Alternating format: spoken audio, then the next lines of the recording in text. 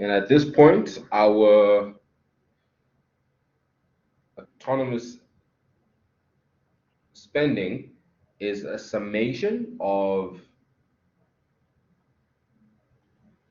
autonomous consumption spending plus autonomous investment spending plus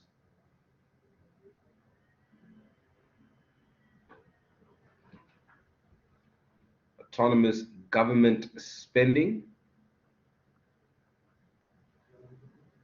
plus autonomous net exports.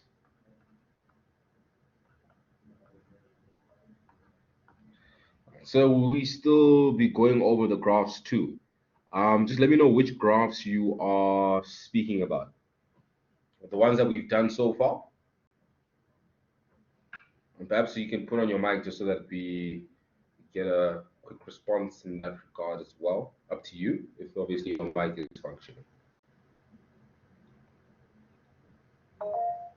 Yes, ma'am. So I was asking about like the impact of autonomous net exports and etc. etc. Will we be going over those graphs? Interesting. So that we did last time around, so we won't necessarily do that here. What I can do, because I will put in some work this coming weekend, is perhaps have some documented videos around that as well. I don't know if you're able to get any of the prior lessons where we went through that. Just give me a shout in that regard. Yes, no? I think the recordings are up, sir, so we are able to go back and look. Okay. Definitely have a look at that. But then what I'll do is that I plan on finishing this module a bit faster before obviously the semester ends.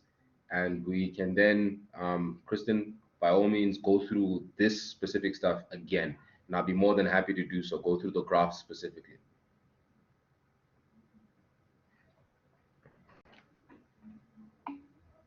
The pleasure is always mine. All right. And the multiplier in this case, guys, is 1 over 1 minus the propensity to consume multiplied by 1 minus t plus the marginal propensity to import. All right, so that's the full equation that we've done so far. In today's lesson, we'll just be simply going to the following idea, and we'll just speak about investments very briefly. And then from investments, we'll jump onto your next chapter, being the ASD model. The ASD model. ASAD model, I mean to say, which would be a lot of theory, a lot of underlining, but nonetheless will be pretty much very simple to understand. These are the two modules or two chapters that I think are the challenging ones, but outside of this, we're good to go. We're good to go. All right, so let's have a look in our textbooks. It talks about the effect of the change in the interest level rate or the equilibrium in income and in the Keynesian model. Tell me, when it comes to investments, being I, what is the relationship of interest when it comes to investments? Is there a direct relationship or rather, is there an inverse relationship or a direct relationship? Let me know in the chat. Is there an inverse relationship or a direct relationship?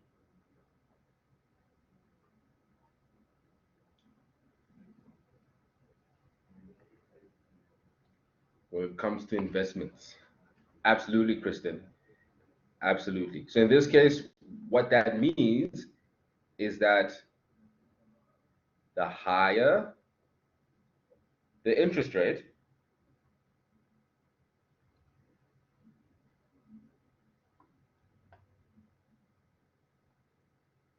the less likely I'm going to invest. However, the more likely I'm going to invest, chances are the lower the interest rate that is being charged. A very, very important concept. Now, as we said in previous lessons, when it comes down to investment, investment is independent of income. And we showed this by the following graph. And I know this is just us basically going through this again, some revision in that regard.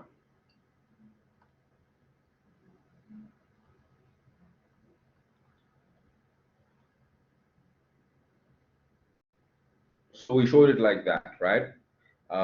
Being investment is autonomous to income. There's no effect whatsoever. Doesn't matter how much I earn, when it comes down to my investments, I'm always thinking about the interest rate. Now, when it comes down to the effect on the Keynesian model, right? As soon as we start talking about interest rates, right, tell me, when it comes down to interest rates, are we talking about your monetary policy, or are we talking about your repo rate being your fiscal policy? Which one will we be talking about when we talk about interest rates? Monetary or fiscal policy? Let me know in the chat.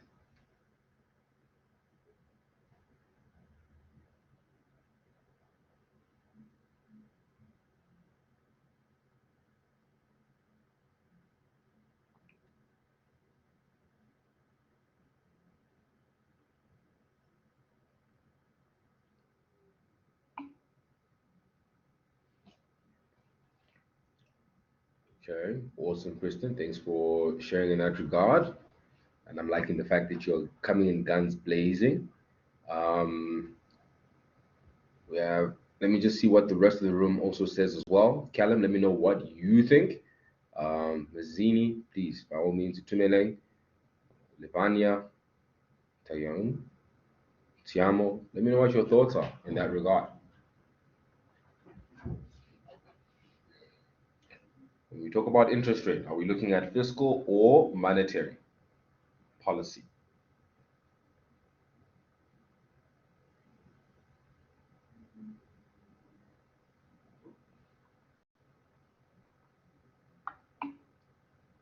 Okay, so we've got two. So I'll move right ahead. Guys, in this case, when we talk about fiscal policy, we're talking about when we talk about, sorry, interest rates, we're talking about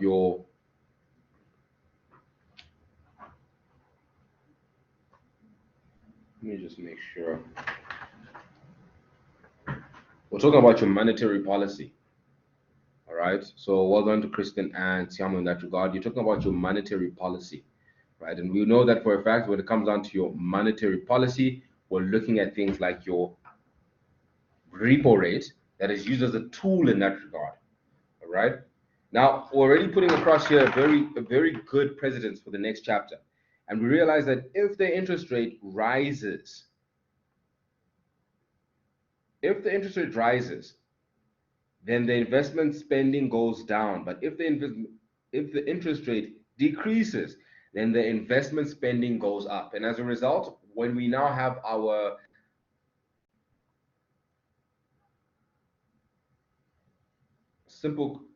Keynesian model,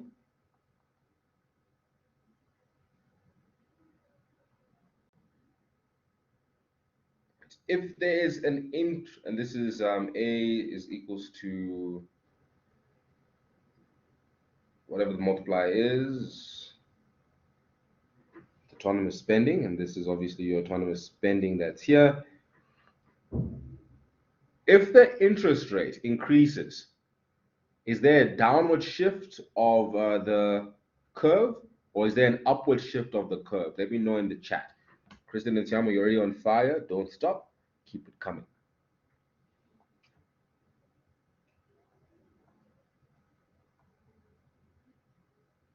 If there's an increase in the interest rate, the repo rate is increased, is there a downward shift of the curve or an upward shift of the curve?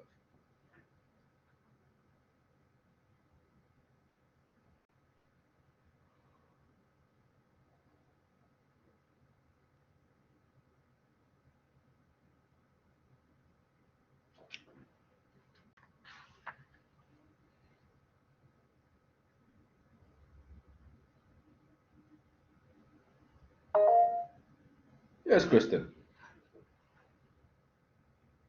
Sorry, so can you just repeat that before I give my answer? I just want to make sure.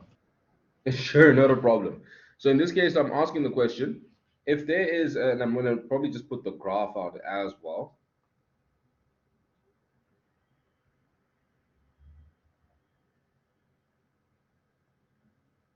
If there is a decrease or an increase in the interest rate, right?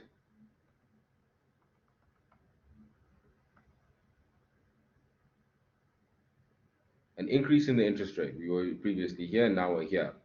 What happens to the aggregate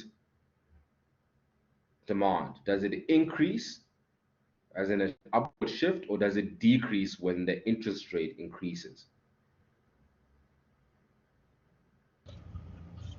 So wouldn't it be a downward shift because the investment spending goes...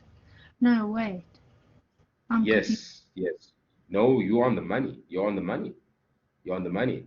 As soon as the interest rate increases, investment spending decreases, and that's shown by a downward shift as a result of the interest rate increasing.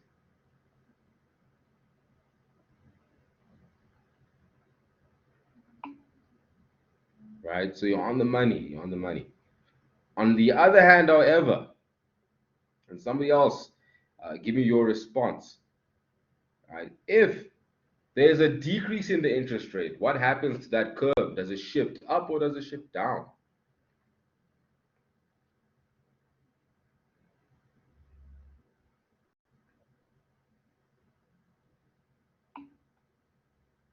Absolutely, Manzini, absolutely. In this case, it shifts up.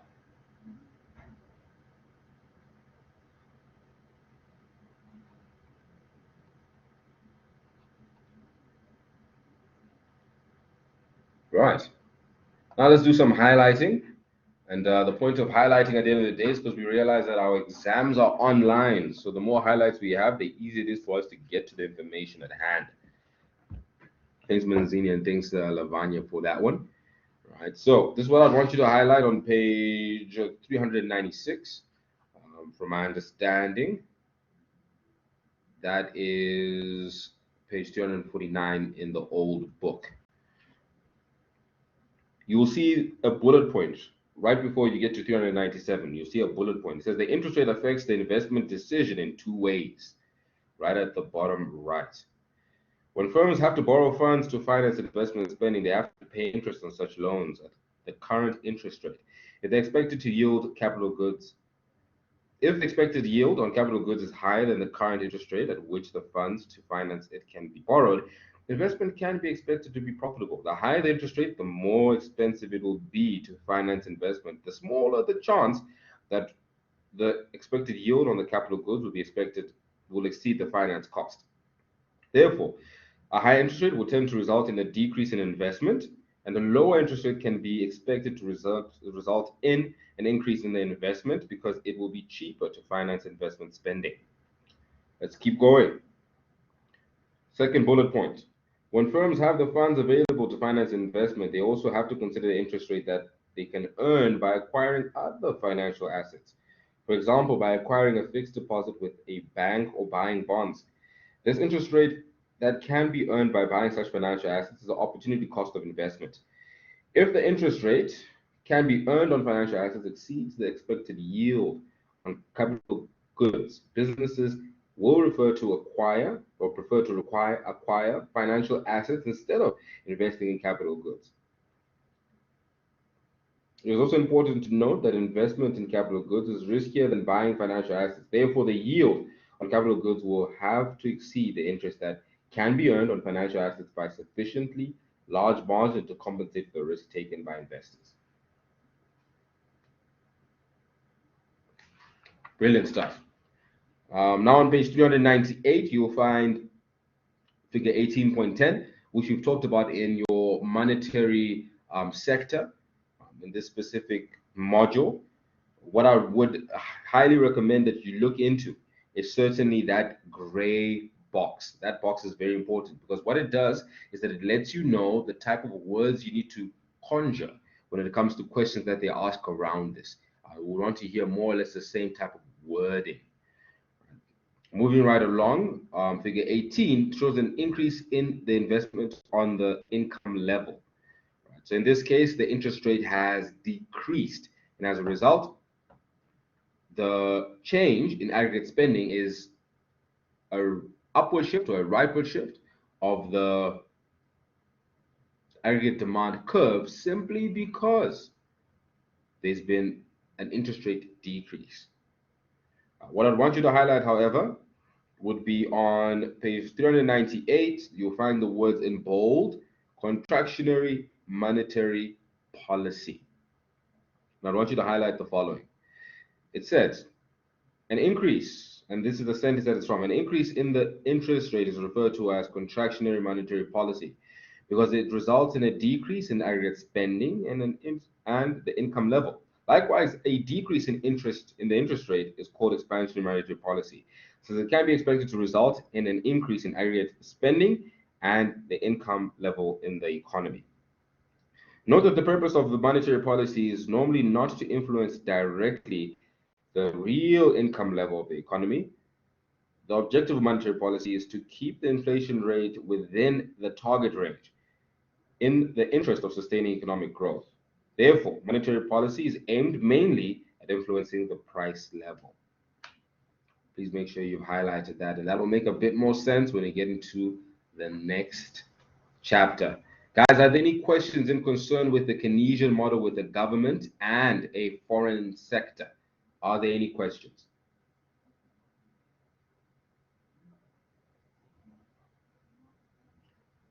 If not, give me a thumbs up in the chat and I'll know that we're good to go. But if there are questions, now's the time to ask. Awesome, Kian. Awesome, Kristen.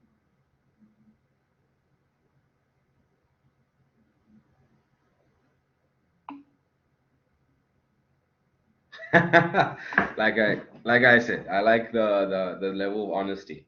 No, it's not. It's not easy, but we'll soldier through regardless. What's important, guys, and I'll just say this before I get into the next chapter, is remember, currently for your second test, you have, according to the outline,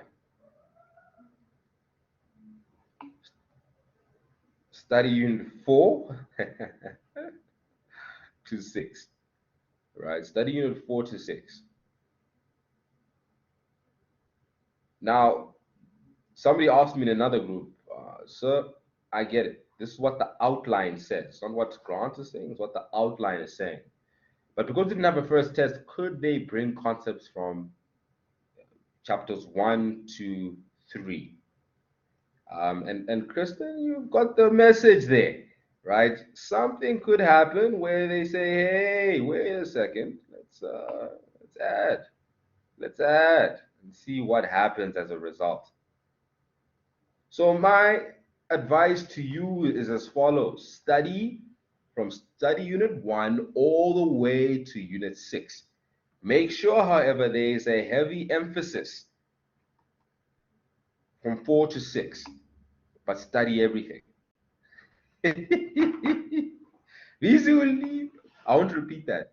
Because this is a recording, but yeah, all I can say is yeah. All right, so make sure, guys, make sure.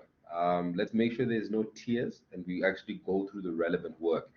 As is, we've got a couple of ICE tasks that I'm sure you guys have noticed, quite a few, and that's because I want you to pass. I want you to do well. So make sure that you go at least until the 6th study unit, and they've obviously mentioned by names, and make sure you go through that. You need at least a 60% average on your ICE tasks for you to say, okay, I think I'm good enough to get into the test with a bit of confidence. If you're getting anything below that, get into your books and get into it. Just get in there and put the work in that needs to be done. All right. So moving right along to page 403, we're now looking at more macroeconomic theory and policy. More macroeconomic theory and policy.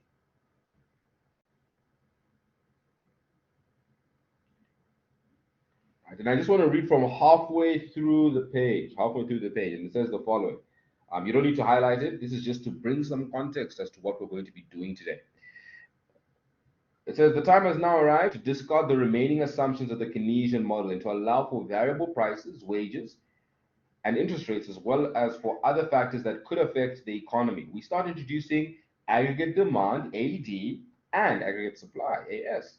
We then discuss the monetary transmission mechanism and we examine how changes in the interest rates affect important macroeconomic variables such as total output and the price level. The next section looks at monetary and fiscal policy in the ADAS framework.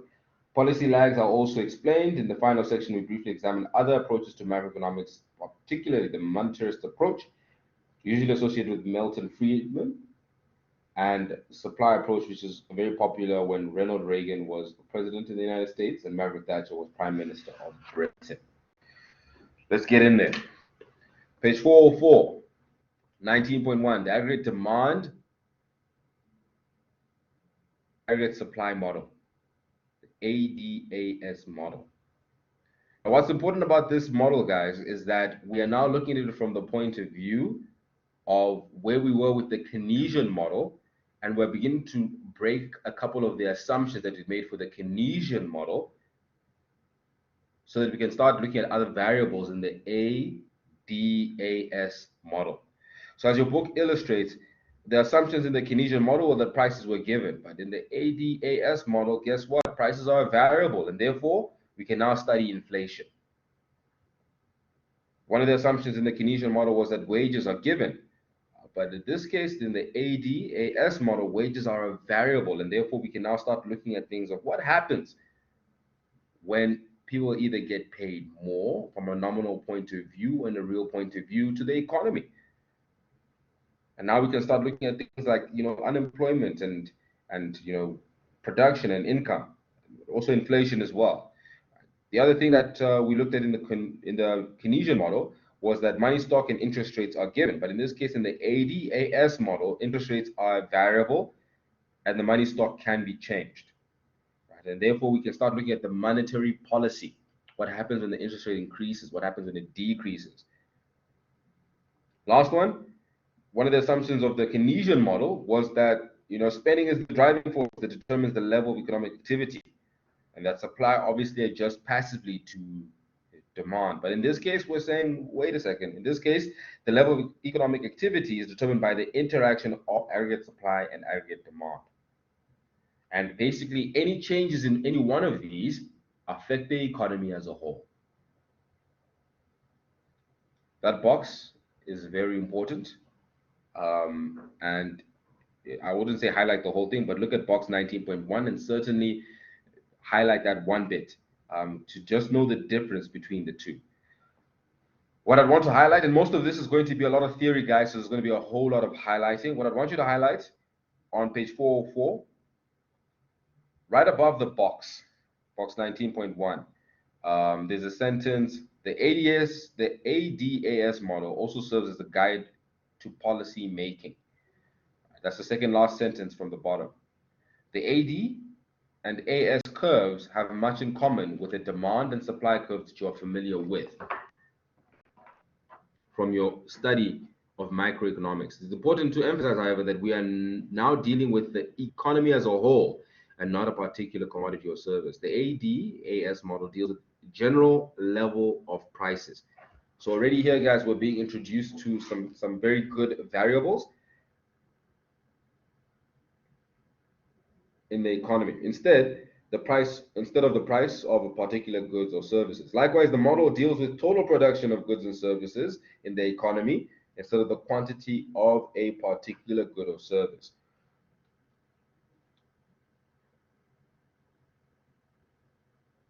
Right, so then we shift all the way down, still on page 404 to that last paragraph, and it says in figure 19.1 we show an aggregate demand AD curve as sloping down from left to right, just like any other normal demand curve. The general price level, P, and total production or income are drawn on the vertical and horizontal axes respectively. The AD curve indicates the level of total expenditure or aggregate demand at various price levels. Similarly, the AS curve slopes upwards to the right, indicates the various levels of output which will be supplied at different price levels.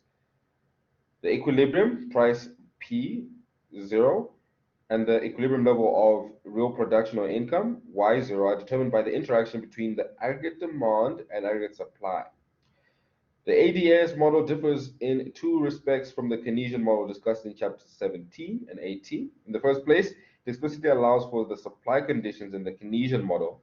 We simply assumed that the aggregate would adjust passively to aggregate spending. Secondly, it also incorporates a variable price level in the Keynesian model prices that we assumed to be constant. Right, now, let's talk about the AD curve.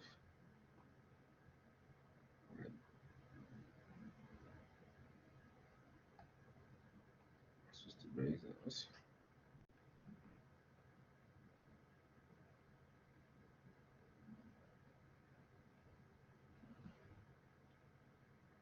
In this case, they talk about price, and then we've got our income or production, total income or production. But remember, price here is now price level.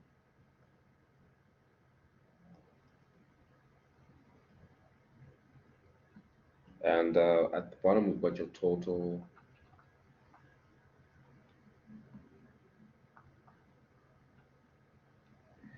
income or production. You have your AS curve, and you've got your AD curve. And wherever you are, if you are practicing this with me, well done. It's absolutely imperative that you do so that this doesn't look strange to you. Y0, P0, E0.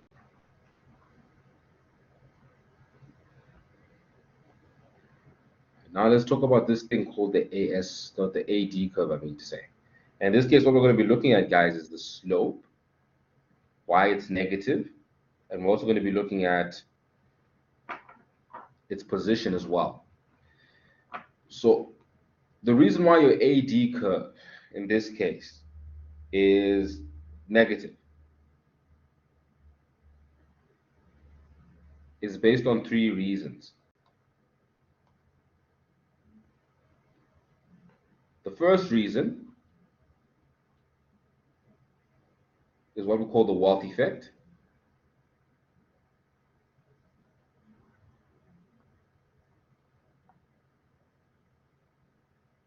The second reason is the interest rate effect.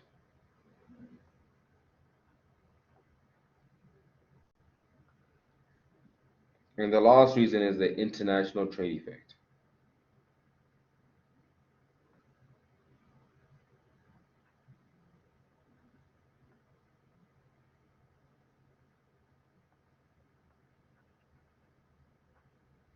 Right? That's the reason. Now, you realize, guys, that when the price level, which is to our left, when the price level decreases, what essentially happens is that it means that there's a whole lot more money that I can use, and therefore my wealth effect increases. So once prices decrease, all of a sudden I'm able to spend a whole lot more. And we can now see that obviously as the price level is decreasing, the total income and the total production begins to increase. And this is the AD curve that we're dealing with. When we look at the interest rate,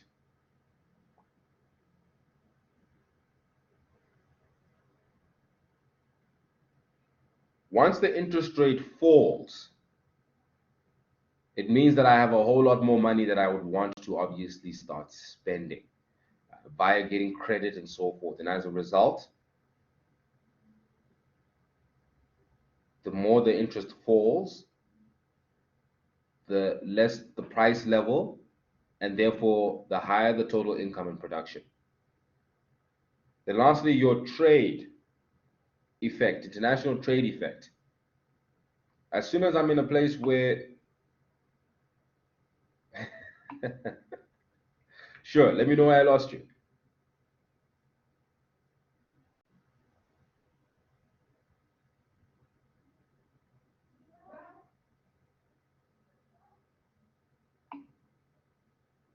Interest. So in concern with your interest rate,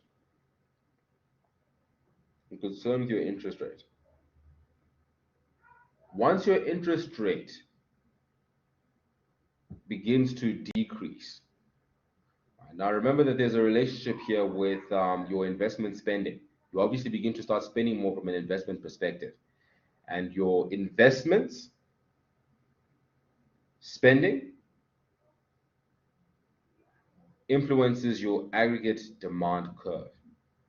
And therefore, the less your interest rate, the more total income and production as a result of a decrease in the interest rate. Let me know if that makes more sense now, Kristen.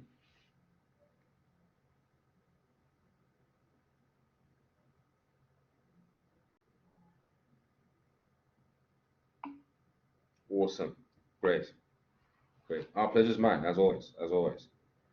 Then lastly, guys, when we talk about international trade effect, right, once the price begins to decrease, it ultimately means that countries elsewhere who want to do some trading when it comes to the country at hand.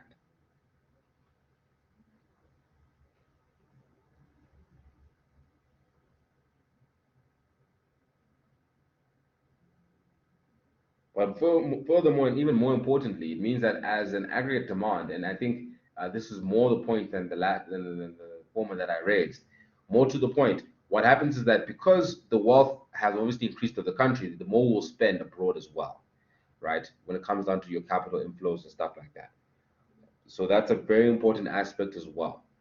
Okay, what I want you guys to highlight in the book, and this will be formed as a sense of repetition as well, and hopefully it'll make a bit more sense as well, would be the following on page 405. It says that the slope of the AD curve, and I want you to start from the second sentence. It says the three main reasons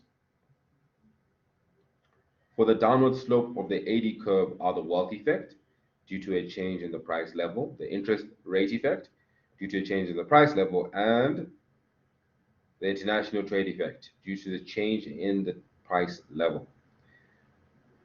With the wealth effect, what I want you to look at would be the third sentence from the top that says the following. The fact that, and that's in the sentence, in the paragraph that follows the wealth effect, the fact that they become wealthy encourages households to spend more, with the result of consumption spending C, and thus aggregate spending increasing. More goods and services are thus demanded at low price levels than at high ones.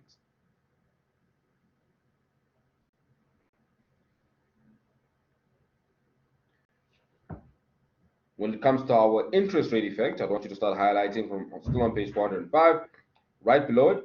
When the price level falls, the central bank may decide to reduce interest rates, which will tend to stimulate investment spending higher. The result is an increase in the quantity of goods and services demanded. And then on 406,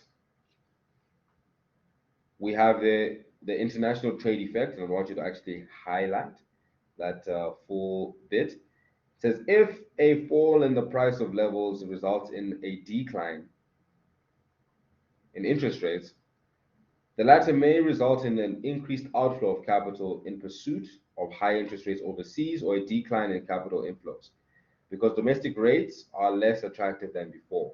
This would result in great demand for foreign currency and lower demand for the rand, give rise to depreciation of the rand against major currencies.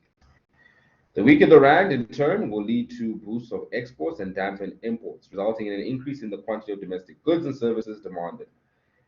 The change in the prices of domestic goods relative to the prices of foreign goods will reinforce this effect.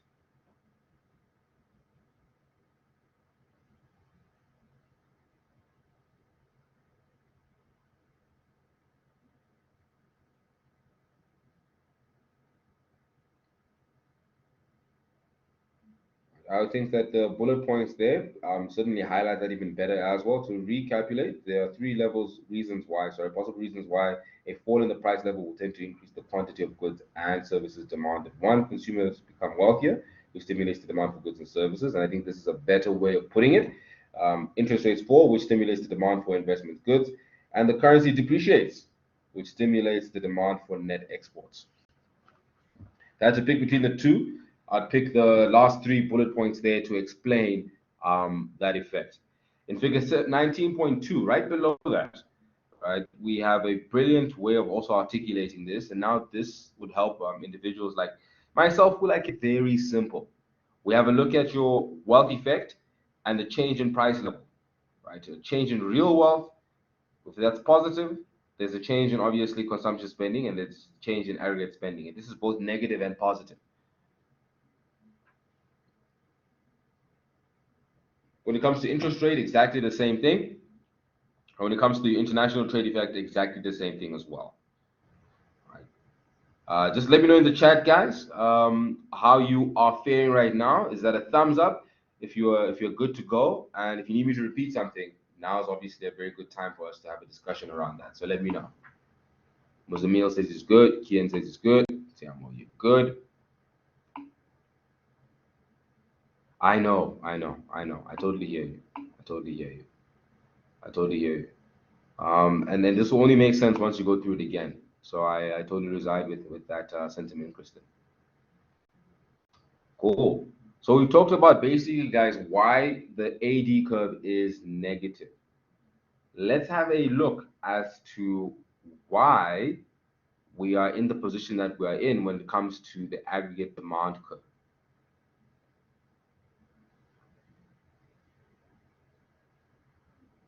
And what I'd want you guys to look at would be everything below that bullet point. It says everything that influences total expenditure A in the economy necessarily influences aggregate demand. We know that A consists of, remember, A is aggregate demand, consists of consumer spending, investment spending, government spending, and net exports. Therefore, it follows that all non-price determinants of C, I, G, X, and Z affect the position of the AD curve, and that change in any of these determinants will result in a shift of the curve. The following are some of the possible causes of shifts of the AD curve. Now, this is what I want you guys to do with the examples there. Just highlight examples of shifts arising from consumption spending. C. Just highlight just that bit. Don't highlight the bullet points underneath. Questions are usually formed from these type of examples, right? So just highlight the examples of shifts arising from consumption spending. And then on page 407, you'll find examples of shifts arising from investment spending. Just highlight that as well. Highlight that as well.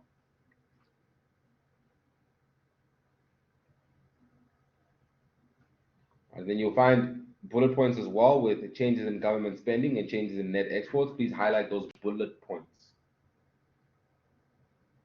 Please highlight those bullet points. And then on page 407 still, it has the impact of key changes in the aggregate demand curve. Now, this is where I believe the gold in this specific module, or rather in this specific chapter, is at. Right, table 19.1, impact of key changes in the aggregate demand curve. Right. When you look at movements along the curve, it has to deal with price level. If P increases, it's an upward movement along the curve. If P decreases, the downward movement along the curve. Okay. Now let's look at things that shift to the right. Autonomous consumption increases, shift to the right. Investment spending increases, shift to the right. Government spending increases, shifts to the right. Taxes decrease, shift to the right. Net exports increase, shift to the right. And your interest rate decreases, shift to the right. Basically, we demand more if any of these increase, apart from taxes and the interest rate. If they decrease, we shift to the right. Basically, there's more money in circulation, and therefore we demand a whole lot more.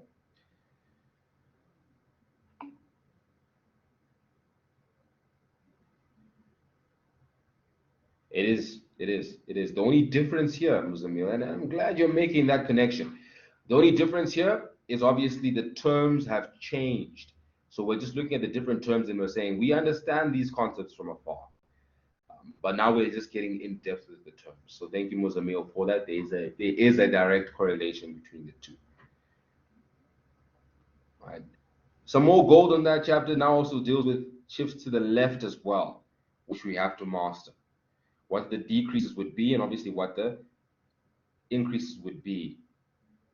With only taxes and interest rate increasing, whereas the rest would decrease, and therefore there'd be a shift to the left when it comes to the AD curve.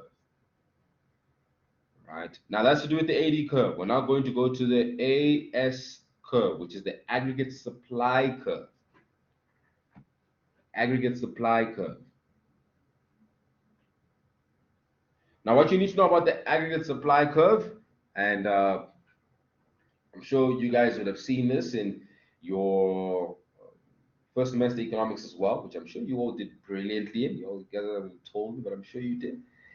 And you have two different types of supply curves. You have your short-run supply curve, and you have your long-term supply curve. Now, in this specific section, we deal with both of these curves, but with a major emphasis on the short run more than the long run. All right, so just keep that in focal view as well. On page 407, and like I said, this is going to be a lot of theory, so there's going to be a whole lot of highlighting. On page 407, which we'll deal with in the next 10 minutes, or rather not in the next 10 minutes, after the next 10 minutes, after your 10-minute break, we'll then go into the aggregate supply curve. And I do aim to finish this if I can. If not, we'll obviously finish it the next time we meet. So let's take that 10-minute break and reconvene at exactly 2 o'clock. If you have any questions, guys, please feel free